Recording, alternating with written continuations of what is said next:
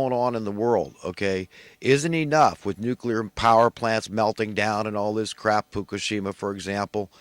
If this isn't enough to warn you, to tell you, be on your toes, like Jesus said, when you see all these things, look up. Your redemption draws near.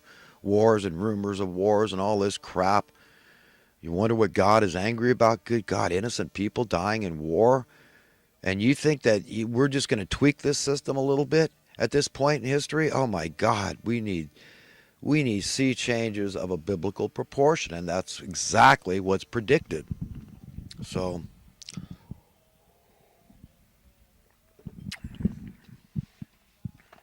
I think I'm going to go into some current events now. We got more terrorism around the world, including child suicide bombers. Yeah, I already mentioned the Hawaiian volcano. That's quite a deal over there. Natural disaster. Nobody's even died from it yet, but some people have lost their homes. They're kind of pretty shocked about that. Yeah, no fun being homeless, is it? Especially if they didn't have insurance. Whatever. It's tough, man. It's tough being human. And we should all respect each other for being humans. God is no respecter of men. But since we are all men, we should respect each other with the same kind of respect and regard we would like for ourselves, just to be polite, kind, um, nice to each other. And even if you think somebody's evil and they're on the wrong side of history, the trick is to try to be effective in winning them over to the right side. If that's what you believe, then do what you have to do, but do it palatably. If you're a leftist and you want to win the rightists over, or that's what you should be wanting to do, then do it in a palatable manner. And if you're a rightist and you want to win the leftists over because you think they're out of their mind or think they're evil, then do it in a way that's going to be effective. Do it in a palatable manner as best you can. Tune into God. Say a prayer before you reach out and say what you have to say to people. But don't just be an a-hole because you're just going to drive them away. You're going to drive them deeper into the wrong direction. So you're going to forfeit any chance. You'd be better just to shut your mouth altogether if you're going to just do that and condemn people and get overly judgmental and just tease and taunt somebody. It's going to have the absolute opposite effect, okay, than winning them over to your way of thinking, what you believe. Let's see. Locally, we had a drunk boater on Lake Oroville, locally here, and he ran his boat straight into the shore at about 30 miles an hour, according to witnesses, and killed somebody on his boat, probably one of his friends, I guess. So consider that the next time you decide to get drunk and go boating. Israel claiming Jerusalem as its capital. This has been going on for, of course, this was, a few months back now. But this is biblical stuff.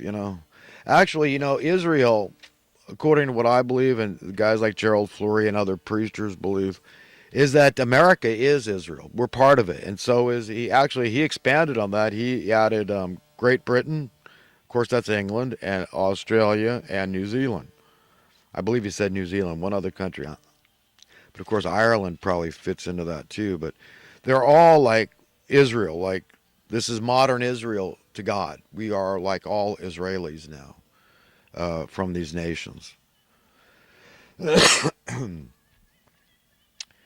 I always kind of sense that anyhow, the way we're so allied with these people. But God is angry with Israel. And yeah, he's angry with America. And he's angry with the land of Israel too. And everybody. We got a lot of evil in our land, man. We got to clean up, man.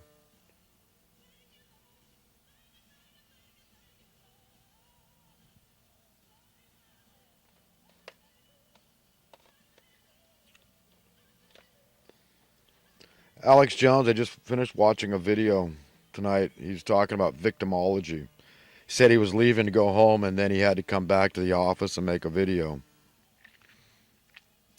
And he said he's not a victim, but he's being persecuted. They're trying to remove him off Facebook and YouTube. He keeps fighting with Google and all this, and these private companies, but they're not. They're really not classified like a utility, which they should be, so it can't be political.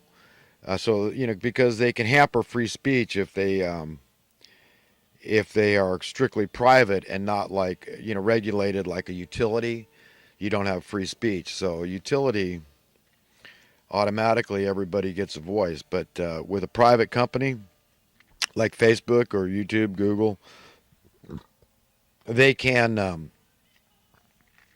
be prejudiced for political affiliation. So maybe what'll come of all this is that laws will finally get changed.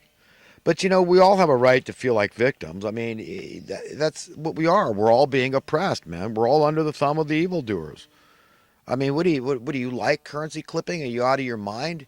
Are you evil? You think you're just going to have enough little slivers of dollars that you're going to be able to, that my pile of slivers is humongous, and you don't care that they keep on clipping it and clipping it and clipping it, and that the slivers you're able to put away are smaller and smaller? I mean, this is coin clipping, currency debasement through cost of living tax inflation.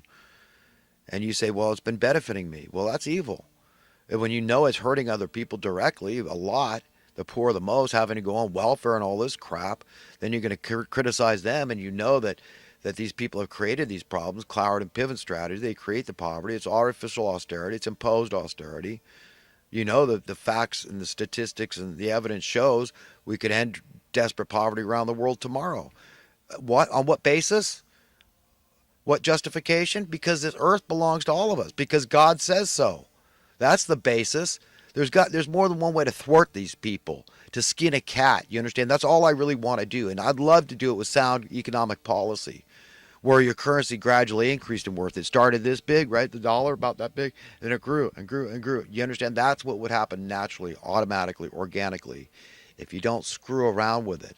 If you have true capitalism, supply and demand, free market capitalism leads to a lower cost of living tax, which means your currency increases in worth. So wages could actually go down, yet still be worth more. Okay? So I know what the hell I'm talking about. Please, in the name of God, I beg you, listen to me. I know what I'm talking about. Okay? I actually read Adam Smith's book, The Wealth of Nations. I know what I'm talking. The greatest asset, the greatest resource of every nation is a willing workforce. And who can say we don't have that? Do you hear that dispute out in the news that people talk? Are they exalting the working class, the unsung heroes doing minimum wage jobs, jobs that are imperative to the welfare of the society? Do you hear them being vaunted and touted as being the greatest American heroes? No, it's always some famous person, right? Oh, this guy did that. That guy did. Oh, wow, that individual. Instead of just looking at, there's a whole hell of a lot of people out there that are holding up the society, useful jobs, good, productive jobs. Okay, but they don't talk about the wanton jobs too that revolve around the problems, and how this, if you just solve this one problem of desperate poverty, how all those jobs would be threatened that revolve around the problem, and all the problems induced by the desperate poverty. Okay, your taxes being high, why? And why the national debt? Well, your taxes would go much lower. So I am a fiscal conservative. Do you understand? I want you to have lower taxes that you got to pay to the government. Not only just to the government, that's how we think about all taxes, it just goes to a government entity. But really, it's still, if you've got to pay something, that cost of living tax, to exist, to survive living, right? If you want to keep living, you pay your cost of living tax, and often to a private entity, right? Hence your landlord, your lender, if you're buy a mortgage, right, to buy a house and all that. But this is what I'm saying here, folks, is that this is a big deal. We're in it deep, man. We've stepped in it real deep, and we've got the mainstream media promoting high housing costs as a good thing because they euphemistically say housing values went up, right? So you understand how they mind F us and throw mud in the water, and how easy it is to throw mud in the water and propagandize people and condition them and program them and indoctrinate them and brainwash them and get them the way to think, get us to think like brute beasts, small-minded, narrow-minded, short-sighted, okay, just shy of automatons, because they don't want to have to be that hands-on that they got to control the robots, okay? They don't want to.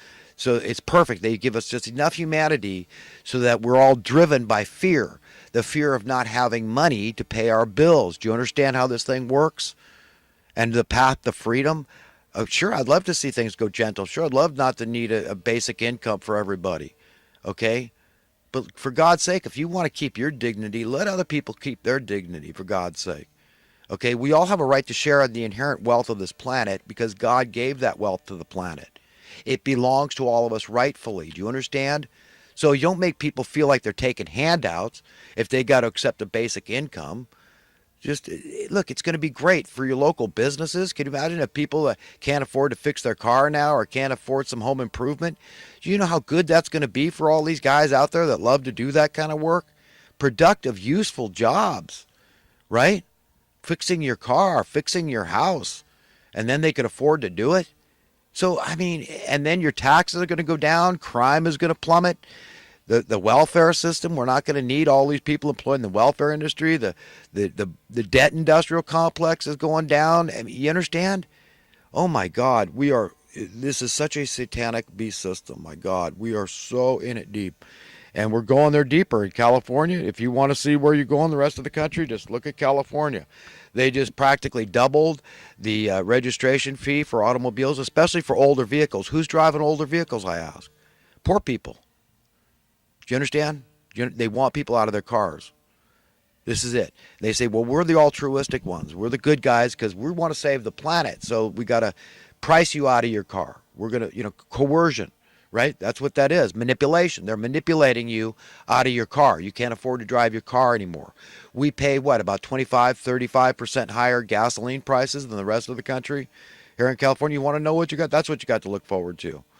Rents, I mean, you give it a break. I mean, you know what motel rents are? I mean, have you seen even Motel 6s in California?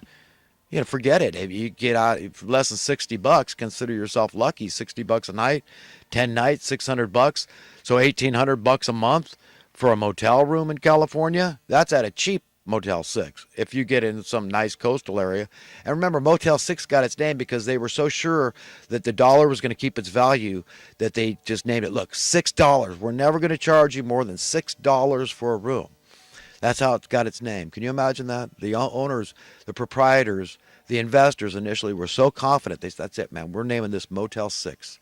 $6. That's always going to be enough for a room. Look at us now.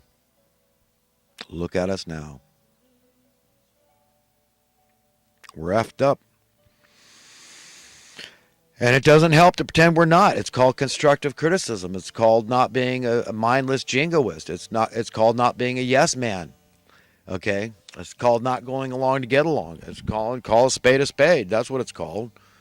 And we're in it deep, folks.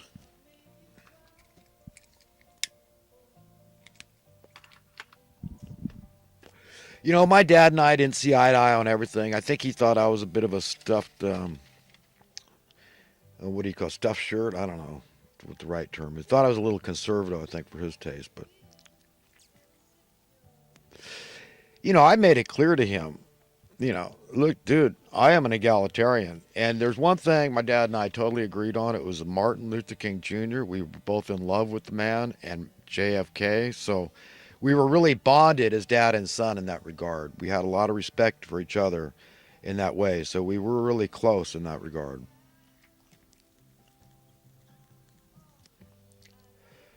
Alex Jones had Joel Skousen on the show. I really like Joel Skousen. Good guy, I think. Biblical guy. Knows the Bible. Prescribes to it. Leo Zagami on the show again. He's been having him on quite a bit. I like him too. He exposes the evils within the Vatican and the Roman Catholic authoritarian. Not the people are great. Everybody knows Roman Catholic people. You can't find. I've got relatives in it. You can't find finer people anywhere on the face of the earth than the Catholics. It's not the people. It's just that the religion. If you look at the history and what's going on today, the pedophilia and all this crap, human trafficking. I mean, it's just bizarre what's been going on in the church. And knowing, that really it is the Antichrist. The Pope is the Antichrist. The Seventh-day Adventists, they know all about that. They've kept all the records. They know. Anti is an ancient word, so it just used to mean substitute or stand-in. That's who the Pope is, a substitute or a stand-in. So, but I like Leo Zagami quite a bit. Oh, today we had a cop stopped a potential school shooting, and the shooter just got hit in the shoulder. That was pretty cool. Fantastic. Um,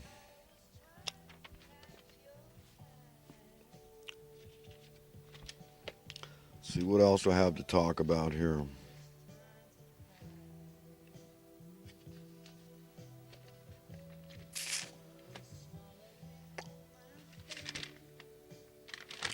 Yeah, really, that's about all I had in current events, recent events, talking points, and crap. So I'm going to go on to some thoughts from the last week or two.